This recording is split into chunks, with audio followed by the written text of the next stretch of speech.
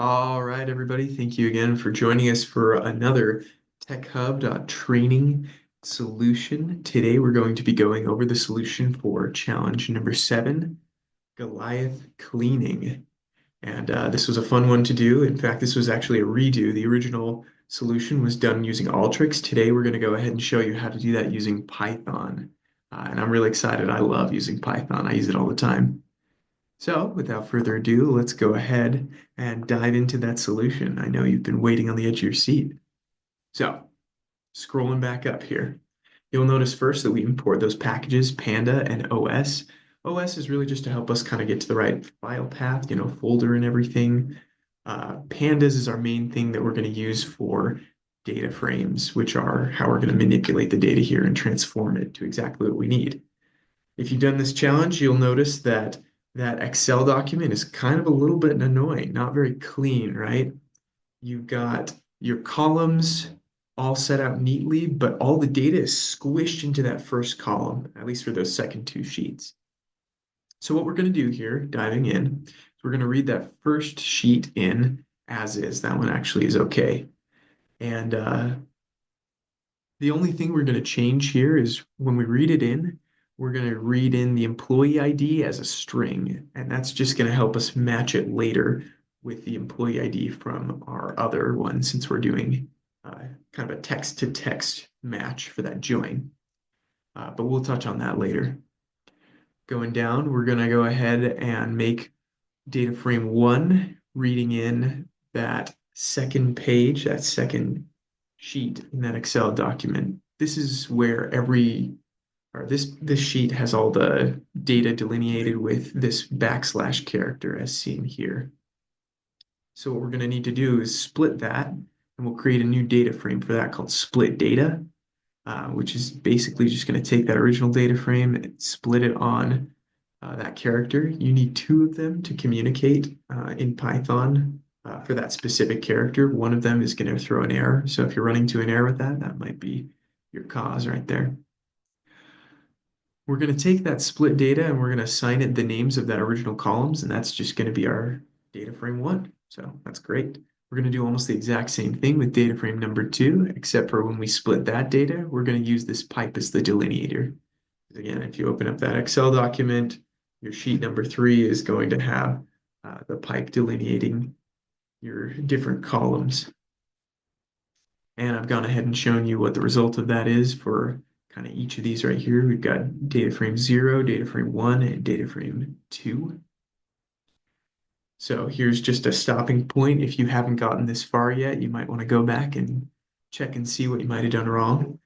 For those of you who got kind of these similar answers, let's go ahead and push forward. So I'm going to go ahead and take data frame 2 and data frame 0, and I'm going to merge them. That's going to be my new merge data frame, and we're going to do that on the customer number. And both of those should be the same type of data, so that joining should work pretty well there. And I went ahead and identified which columns that I wanted and dropped the rest that I didn't need. Put them exactly in the order that the description asked us to do, right? We're going to go ahead and make a second merge data frame, which is going to merge data frame 1 and data frame 0 on employee ID. So this first one was to get the customers and the sales numbers together, and the second one is to get the employee ID and those sales numbers joined together. And those, we kind of default those as an inner join. So that should be good there. Now, we're going to create a final data frame by merging or taking that merged 1 data frame and grouping it by everything, all of its columns, except for sales order number, which we're going to count. And then we're going to reset that index and name it sales order count. So what that does is that basically takes all of the columns except for sales order number. For every repetition of that has a unique sales order number, it's just going to sum all those sales order numbers and group it by this. We're going to put that back, make sure that's a data frame, because sometimes when you group by, it doesn't make it, it makes it into a series and a data frame. So we want everything to be in 1 data frame. And then we're going to go ahead and sort by that sales order count. And what this last part does is it'll take the top 25 and make it into a copy. that just includes that top 25. So there you go. There's your final data frame one with the top 25 customers by sales order. Now we're going to go ahead and do something really similar with this final two data frame, where we take that second merge data frame, group it by all of its columns, again, except for that sales order number, which we're going to count and reset that index. Then we're going to sort those by that sales order count and take a copy of the top 10. And that's going to be our new final data frame too.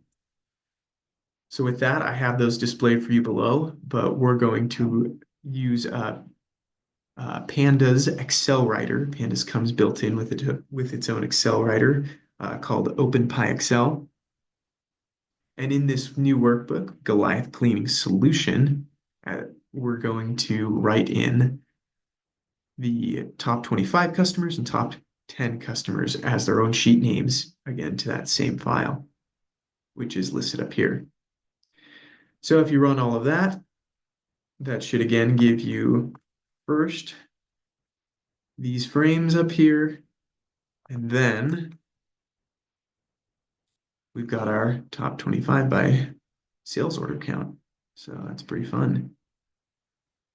All right, and there's the end of our solution. You can see those solution files again on our Tech Hub website. Thanks again for joining us, and we hope to see you again here soon.